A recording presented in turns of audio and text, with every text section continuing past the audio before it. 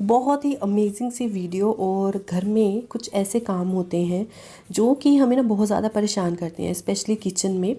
तो आज की ये जो 20 हैक्स वाली टिप्स है ना, आपको बहुत ही ज़्यादा पसंद आएंगी, क्योंकि इसमें कुछ कुकिंग टिप्स शामिल है, कुछ होम टिप्स शामिल है और कुछ क्लीनिंग टिप्स शामिल है। तो पूरा वॉच कीजिएगा और मुझे कमेंट सेक्शन में जाकर बताइए कौन सी टिप पसंद आई। सबसे पहला तो हमारी दीवार से रिलेटेड है। जब भी हम पिक्चर्स वगैरह निकालते हैं, फ्रेम वगैरह उतारते हैं, तो उसके बाद ना दीवार पर कालापन आ जाता है। उस कालापन को दूर करने के लिए बस आपको ना गीला कपड़ा लेना है, बेकिंग सोडा लेना है और बेकिंग सोडा को ना आपको दीवार पर रब कर देना है उस एरिया में जहाँ पर ज़्यादा कालापन है और फ़ोटो की वजह से आ रखा है। और वैसे नॉर्मल साफ़ करेंगे ना तो वो कालापन जाता नहीं है। उसके बाद नॉर्मल स्क्रबर से आप इसको साफ़ कर देंगे। मेरे पास ये फोम वाला स्क्रबर है जो कि ऑलरेडी मैंने वीडियोस में बहुत बार यूज़ करके बताया है, पर अभी भी ये उतना ही ज़्यादा क्लीन करता है, तो मैं इसे क्लीन कर दूँगी। क्लीनिंग टिप के बाद आते हैं बहुत ही अमेजिंग सा एक हैक, जो कि ब्यूटी सीक्रेट हैक है। तो मैं क्या कर रही हूँ, पोटैटो को अच्छे से हमें पील कर लेना है। हो सके तो इसमें जो है हरी सब्जियों के छिलके भी ऐड कर सकते हैं। और उसके बाद इसको ना छान लेना है। छानने के बाद इसका जो रस निकलेगा, आप उसको एयरटाइट कंटेनर में जो है छान कर रख लीजिए और उसके बाद अपने फेस वगैरह पर लगाइए। विंटर सीज़न ऑलमोस्ट आ ही गया है, तो आप क्या कर सकते हैं, इसकी प्रिपरेशन पहले ही कर सकते हैं। विंटर सीज़न में जो चीज़ें हैं ना बहुत जल्दी से ख़राब नहीं होती हैं, तो एज़ कम्पेयर टू समर्स, तो आप क्या कर सकते हैं, कोई भी एयर टाइट आपके घर में अगर लिफाफा है ना, तो आप ये जो सील पैक लिफाफों में इन सारी चीज़ों को भर कर रख सकते हैं। बहुत लंबे समय के लिए आप इनका यूज़ कर पाएंगे। अगला हैक पता है क्या है? अगला हैक है हमारा, जो हमारे बर्नर्स होते हैं ना उससे रिलेटेड। इसकी सफाई तो मैंने ऑलरेडी कल बता दी थी कि आप इनो के जो एक्सपायरी पैकेट्स होते हैं आप उससे इसकी सफाई कर सकते हैं। तो नॉर्मली इनो से मैंने अच्छे से साफ़ कर दिया। थोड़ा सा मैंने ये आपको फ्लैशबैक दिखाया है। उसके बाद इसको जो है हमने जो स्टील स्क्रबर है उससे साफ़ कर रही हूँ। पर ये जो है ये ऑलरेडी ब्लैक था, तो ये जो है ब्लैक ही रहेगा, गोल्डन नहीं होगा। जो पीतल वाले होते हैं ना उनका कलर एज इट इज़ आ जाता है। जो नॉर्मल वाले होते हैं उनका कलर बिल्कुल भी जो है वैसा नहीं होता जैसे कि वो डायरेक्ट हम शुरू में लेकर आए होते हैं। तो ये बिल्कुल वैसा है।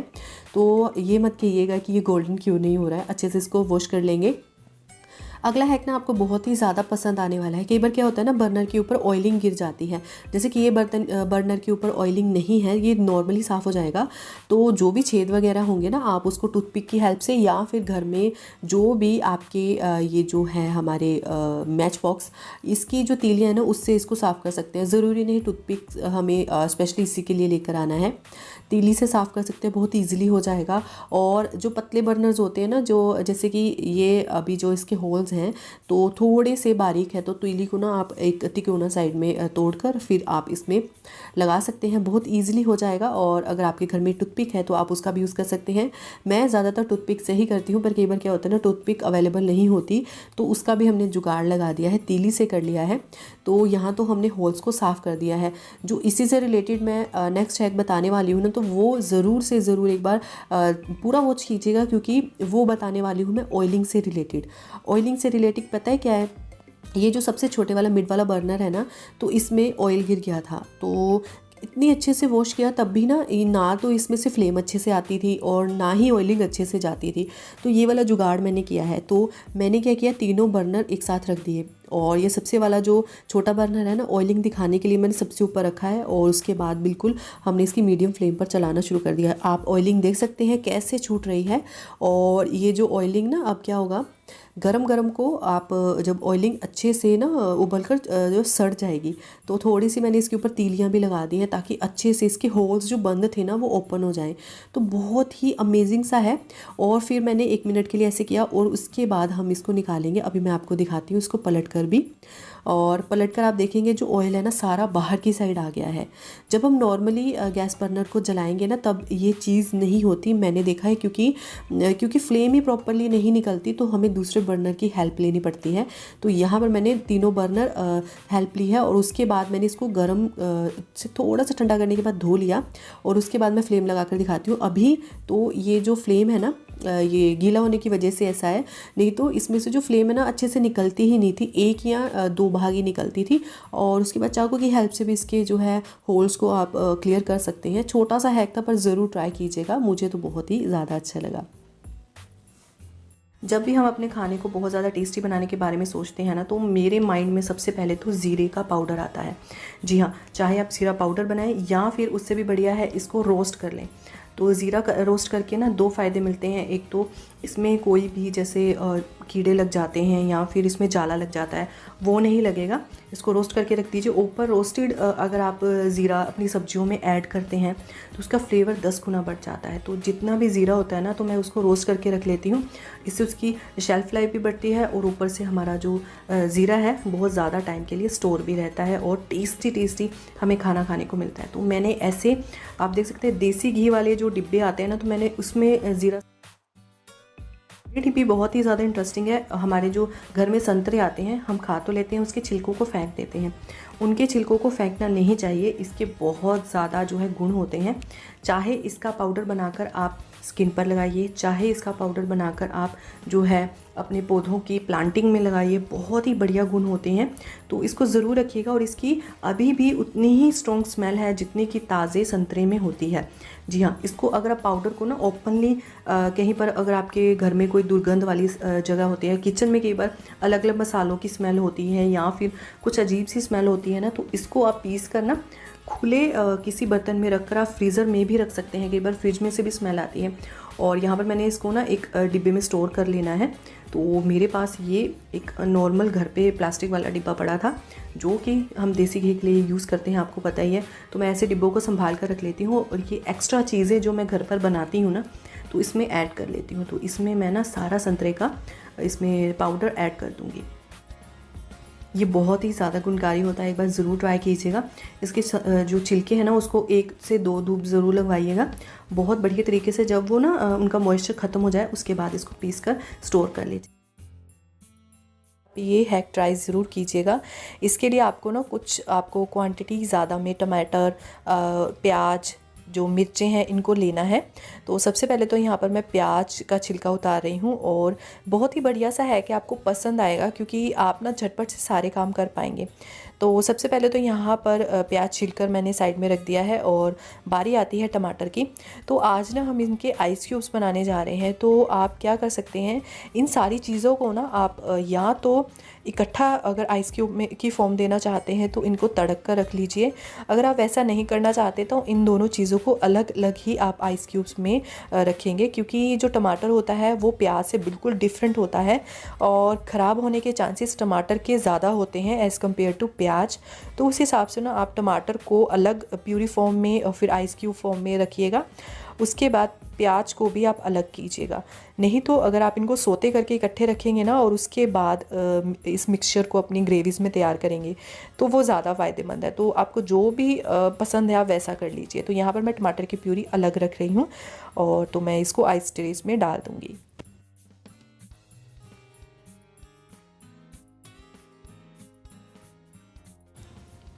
तो प्याज में भी आपको बस ऐसे ही करना है। प्याज को अच्छे से धो लेंगे और इसको कट कर लेंगे और फिर मिक्सी जार में डाल देंगे।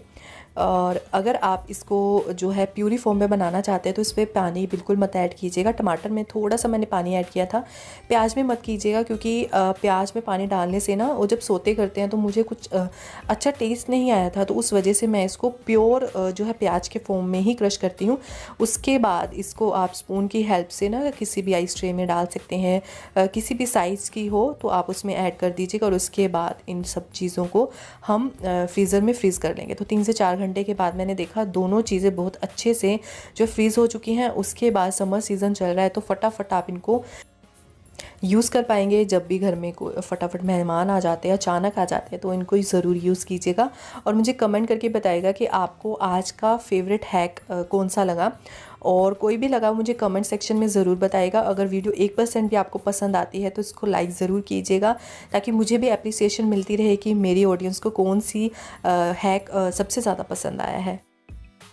ये सारे हैक्स ना बहुत ही ज़्यादा कुकिंग रिलेटेड हो गए हैं, तो मैंने सोचा ये हैक भी आपको ज़रूर बताऊं। क्योंकि कई बार क्या होता है ना, हम मसाले कम या ज़्यादा ऐड कर देते हैं, या फिर सब्ज़ी बनाते वक्त ना जो मसाले हैं वो ओवर कुक्ड हो जाते हैं। हम क्या करते हैं, फटाफट हमने नमक डाला, हल्दी डाली। अगर हम कोई चीज़ स्किप कर देते हैं तो उसे ढूंढने में लग जाते हैं, तब तक वो चीज़ें ना जल जाती हैं। तो इसके लिए आपको ना सारे मसाले, जितनी आप सब्ज़ी बना चीज़ें ना जल जाती हैं, तो इसके लिए आपको ना सारे मसाले, जितनी आप सब्ज़ी बना रहे हैं और जितने घर में आपके मसाले यूज़ होते हैं, बस उसमें ना 1 से 2 चम्मच ऑयल की डाल दीजिए, अच्छे से मिक्स कर लीजिए और उसके बाद सब्ज़ी में डाल दीजिए। सब्ज़ी का टेस्ट बहुत ही ज़्यादा बढ़िया आएगा।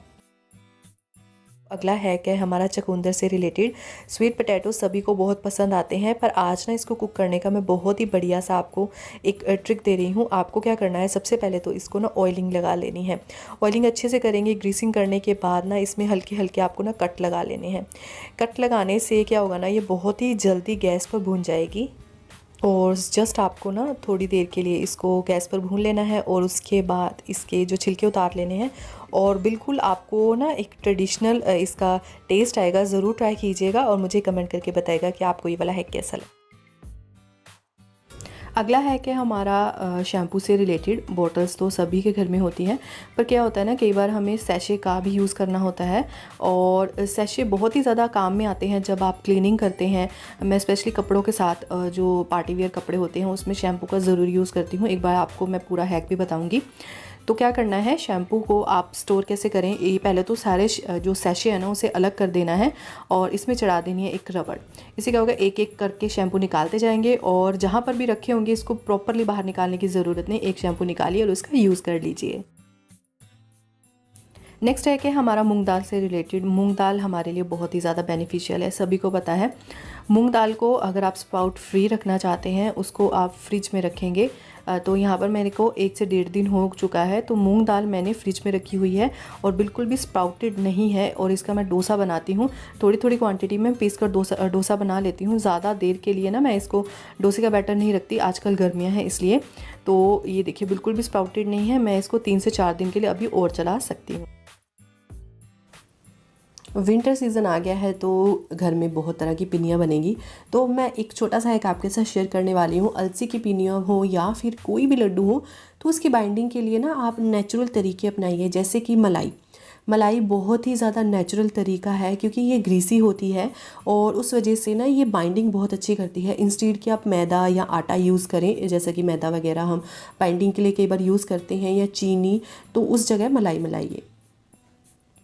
अब सर्दियों के सीज़न में बादाम ना खाए तो फिर क्या खाया। इसकी बहुत सारे रेसिपीज़ आप बनाओगे, कोई पिनिया बनाएगा तो कोई कुछ बनाएगा, बादाम का हलवा वगैरह। तो जो बादाम है ना उसको लंबे समय तक स्टोर करने के लिए आप इसमें देसी घी ऐड कर सकते हैं। देसी घी आपको बहुत ज़्यादा ऐड नहीं करना है, बस थोड़ा सा देसी घी डालेंगे, मेल्ट देसी घी। उसके बाद इसको अच्छे से जो है हमें देसी घी को सारे बादाम के ऊपर लगा लेना है। वैसे तो फ्रीज़र में रखने की सलाह दी जाती है, पर विंटर सीज़न में एक तो वैसे ही ठंडी होती है तो ठंडे बादाम निकालेंगे, कब खाएंगे उसको। तो ये जो फॉर्मूला है ज़्यादा बेटर है, आप ज़रूर ट्राई कीजिएगा। और इसको कहीं पर भी आप स्टोर करके रख सकते हैं, एक टाइट कंटेनर में। काम को और कम करने के लिए ये वाला है कि अगर आपको पता है ना पूरे दिन में आपके जो है चीनी कितनी लगती है, तो उतना जो है आप चीनी का सिरप बना कर रख सकते हैं। बस जो पानी है ना बहुत ज़्यादा मत डालिएगा, क्योंकि जो शुगर सिरप है थोड़ा मीठा होगा ना, उसी हिसाब से आप चाय या बाकी चीज़ें जो है चीनी सिरप के लिए यूज़ कर सकते हैं। नेक्स्ट है क्या हमारा रील से रिलेटेड। धागे जो होते हैं ना वो डालने बहुत ही ज़्यादा मुश्किल टास्क हो जाते हैं कई बार, तो उन सब चीज़ों के लिए और आप ये ट्राई कर सकते हैं। सबसे पहले तो ना कई बार जो है रील में से धागा नहीं मिलता, तो उसके लिए आप ये कवर वाला हैक ट्राई कर सकते हैं। कट करके आप रील के ऊपर लगा दीजिए और जो धागा है ना वो ये जो हमने कवर लपेटा है इसके ऊपर ही अच्छे से रोल कर दीजिए। और नेक्स्ट टाइम आप जब भी इसको यूज़ करेंगे धागा निकालिए और जो है सुई में डाल दीजिए। सुई में भी धागा डालने के लिए मैंने 3 से 4 टिप्स ऑलरेडी आपके साथ शेयर किए हुए हैं। तो अभी विंटर सीज़न में पालक वगैरह बहुत ज़्यादा यूज़ होगी, तो आप क्या कर सकते हैं, पालक को धोकर और सुखाकर आप ना ये पेपर वाले पॉलीथीन में डाल कर रख सकते हैं। आप इसको 2 से 3 दिनों तक अच्छे से कैरी कर पाएंगे। बस ये जो पालक है ना अच्छे से सूखी हुई होनी चाहिए, गीली नहीं होनी चाहिए। और चाहे तो आप इसको ना एक ग्रेवी के फॉर्म में भी रख सकते हैं। अगर कट करके आपको नहीं डालनी है, आपको पता ही है कि ग्रेवी फॉर्म में ज़्यादा कंज्यूम की जाती है, तो ग्रेवी फॉर्म में ही आप इसको रख सकते हैं बहुत ज़्यादा लंबे समय के लिए। ये वाला हैक है हमारा बहुत ही ज़्यादा अमेजिंग, क्योंकि हमें जो है किचन के कामों में बहुत ज़्यादा मदद मिलेगी, क्योंकि जो हमारा गैस के काम बहुत ज़्यादा होते हैं। तो ये जो एलुमिनियम फॉयल है ना, आप ये गैस के चारों ओर रख सकते हैं और बिल्कुल भी इसको आग नहीं पकड़ती है। ये यूज़फुल हैक है और मैं ज़्यादातर टाइम इसको कर लेती हूँ और कई बार भूल भी जाती हूँ, पर ये बहुत ही बढ़िया टिप लगी तो मैंने आपके साथ शेयर कर दी। तो आपको ना बस अपने बर्नर के हिसाब से इसको कट कर लेना है और लगा देना है। इससे क्या होगा ना, जो भी चीज़ें गिरेंगी ना नीचे, वो फॉयल पर गिरेंगी, आप इसको फिर चेंज कर पाएंगे। ये है क्या, हमारा उन लेडीज़ से रिलेटेड। कई बार क्या होता है ना, घर में डिब्बे कम पड़ जाते हैं और चीज़ें ख़त्म नहीं होती, और स्पेशली बच्चों के ये चिप्स वगैरह। तो ये ना फिर क्या होता है ना, अगर हमने इसको साइड में से फाड़ा हो तो आप इसके ऊपर रबड़ ही लगाएंगे, कोई और ऑप्शन नहीं है। या फिर अगर आपके पास स्पेयर डिब्बा है तो आप डिब्बा रख सकते हैं। नेक्स्ट टिप भी बहुत ही ज़्यादा कमाल की है। ग्लास जार को ना आप फेंकिएगा नहीं, चाहे शेज़वान सॉस की हो, हनी की जो ग्लास जार होते हैं, क्योंकि इनमें जो भी चीज़ें हम रखते हैं ना, वो लंबे समय के लिए यूज़फुल रहती हैं, लंबे समय के लिए हम उनको रख सकते हैं। अगला और लास्ट है क्या पता, मलाई से रिलेटेड। अगर आपको मोटी मलाई चाहिए ना, बिल्कुल परतदार मलाई, तो आपको क्या करना है, दूध को ज़्यादा समय के लिए धीमी आंच पर पकाना है। जैसे कि आप हाई फ्लेम पर पकाते हैं ना, उसकी जगह आपको लो टू मीडियम फ्लेम पर पकाना है। इससे जो दूध में मलाई बहुत लंबे समय के लिए आती है। और फ्रिज में बर्तन रखेंगे तो बिना ढक्कन के रखेंगे, इससे भी जो मलाई है बहुत ही लंबे समय तक जो है बनी रहती है और मोटी आती है। तो आज के टिप्स आपको कैसे लगे मुझे ज़रूर बताइए, लाइक कीजिएगा, शेयर कीजिएगा। थैंक